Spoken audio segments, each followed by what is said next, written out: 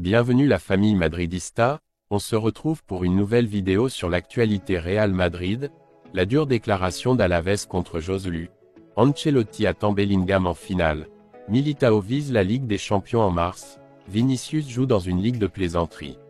Rejoins la chaîne, en vous abonnant pour rater aucune de nos nouvelles vidéos. Je vous partage tous les infos du Real Madrid chaque semaine.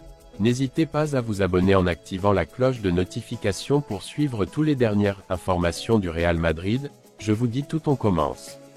La dure déclaration d'Alaves contre Joselu.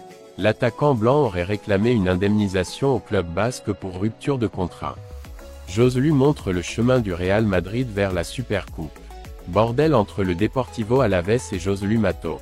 L'attaquant né en Allemagne aurait réclamé une indemnisation au club vitorien pour la fin de son contrat. Il y a joué de 2019 à 2022. Ce serait 12 jours par an travaillés, soit un total de 36 pour les 3 saisons qu'il a joué à Vitoria. 4 points forts. Quelque chose avec lequel l'entité présidée par Alfonso Fernandez de Troconi n'est pas du tout d'accord, comme elle l'a déclaré dans une déclaration dure partagée sur ses réseaux sociaux. Divisé en 4 points. 1. EI Deportivo Alaves, SAD ne doit à Monsieur. Dont Joselu Mato aucun montant dérivé de son contrat avec le club. Deuxième Monsieur. Joselu Mato, pratiquement un an après avoir conclu sa relation professionnelle avec Deportivo Alaves, SAD, a réclamé au club une indemnisation pour résiliation de son contrat à raison de 12 jours par an travaillés, soit 36 jours pour toute la durée du contrat qui le liait au Deportivo Alaves, SAD, qui était de 3 saisons sportives. Troisième, l'indemnisation susmentionnée réclamée est prévue pour la résiliation de contrats temporaires communs, son application aux sportifs professionnels n'étant en aucun cas une question pacifique, compte tenu du régime spécial de travail par lequel ils sont réglementés, et plus encore, dans les cas dans lesquels la volonté du club est la continuation du joueur, procédant à la fin de la relation par décision de ce dernier. Il convient de rappeler que le contrat de Monsieur Joselu Mato comportait une prolongation automatique pour une saison supplémentaire en fonction du nombre de matchs joués, et qu'il est resté sans effet, à la demande du joueur lui-même. Toutefois, Deportivo Alaves, SAD, lors de la saison 2021-2022, faisant un gros effort financier et compte tenu de l'importance du joueur pour lui, il a fait une importante offre de renouvellement pour 2 saisons supplémentaires, qui a été rejetée. Quatrième, c'est pour tout cela, pourquoi Deportivo Alaves, SAD défend ses droits devant les instances judiciaires correspondantes, soulignant également que, depuis son retour au football professionnel, il y a plus de 11 ans, c'est la deuxième affaire dans laquelle l'indemnisation susmentionnée est réclamée dans un cas différent de celui de Joselu. Nous verrons comme tout ce gâchis se terminera. Ancelotti attend Bellingham en finale. L'Anglais a été performant dans le derby, mais était en dessous de son niveau habituel car il montrait de l'usure et utilisait moins d'énergie pour surprendre en attaque. Il n'a marqué qu'un seul but lors des 7 derniers matchs, 716 minutes, réduisant ainsi sa capacité de marquer après un début de saison écrasant. Jude Bellingham brille moins que lors de ses 5 premiers mois au Real Madrid. L'Anglais a réalisé un début de saison spectaculaire. Devenir le meilleur joueur blanc grâce à ses buts et ses ressources footballistiques.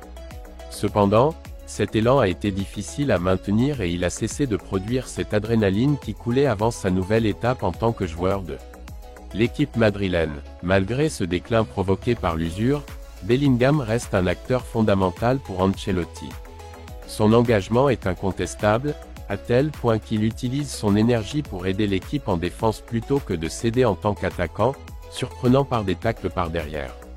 L'Anglais régule cette énergie au profit de l'équipe et n'hésite pas à se sacrifier lorsqu'il doit défendre.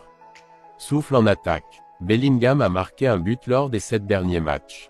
Il a fait une pause après avoir détruit tous les records en marquant 12 buts lors de ses 14 premiers matchs en blanc. Des buts importants, car beaucoup d'entre eux devaient mener Madrid à la victoire. Ancelotti a su lui trouver une place sur le terrain. Il a conçu un dessin pour l'ajuster le plus près possible de la zone rivale et des avants, pour compenser l'artillerie limitée disponible et encore plus lorsque Vinicius a été blessé. Ancelotti fait aveuglément confiance à l'Anglais. Il l'attend en finale de dimanche au cas où il en aurait besoin si les choses se compliquent. Il n'est pas inquiet de sa disette, un but lors des 716 dernières minutes jouées, car il fait preuve de créativité en attaque, de fluidité au centre du terrain et d'engagement en défense.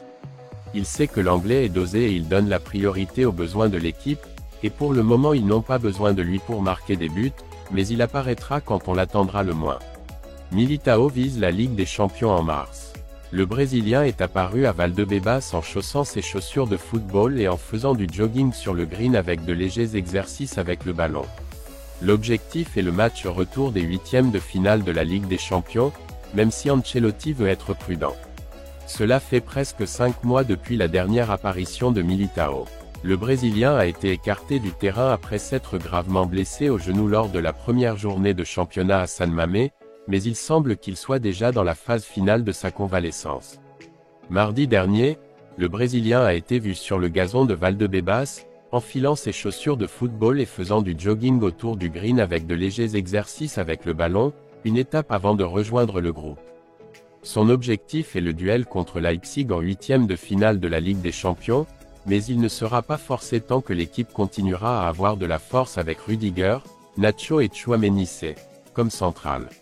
La bonne nouvelle pour le Real Madrid est sans aucun doute qu'Ancelotti pourra compter sur le Brésilien à court terme et n'ira donc pas sur le marché pour renforcer la défense.